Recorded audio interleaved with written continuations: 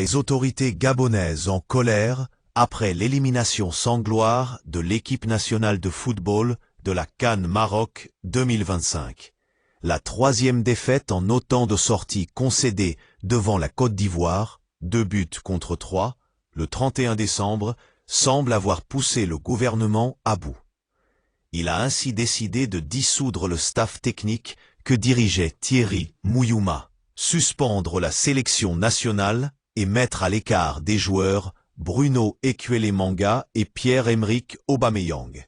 L'annonce a été faite le même soir sur l'antenne de la télévision publique gabonaise. Communiqué.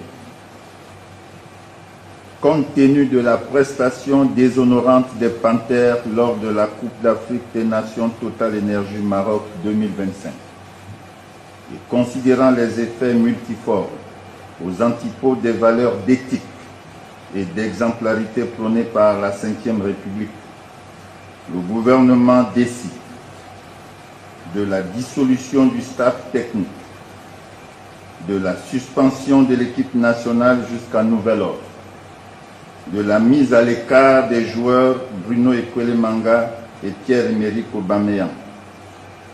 Par ailleurs, le gouvernement invite la Fédération gabonaise de football à prendre toutes ses responsabilités. Faites à Libreville le 1er janvier 2026. Je vous remercie.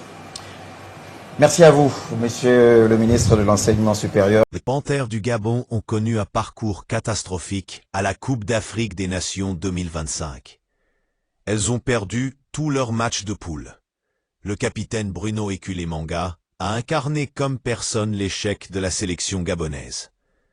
Le joueur surnommé Paul Biya, pour sa longévité en équipe nationale, a sombré lors du match comptant pour la deuxième journée face au Mozambique. Le vétéran a concédé un pénalty évitable après avoir été souvent malmené par ses adversaires. Il sera remplacé à la mi-temps, essoufflé. On ne le reverra pas sur le terrain jusqu'à cette sanction gouvernementale. La star de l'équipe, Pierre-Emerick Aubameyang, n'a pas pu limiter la casse. Arrivé blessé, il entre en jeu contre le Cameroun lors de la première journée, alors qu'il ne devait pas encore retrouver les terrains. Après la défaite contre le Mozambique, il retourne dans son club, Marseille, pour réparer les dégâts causés sur sa santé par son retour précipité à la compétition. L'équipe du Gabon, sans âme sur le terrain, faisait également face depuis la veille de la compétition à des problèmes extra-sportifs.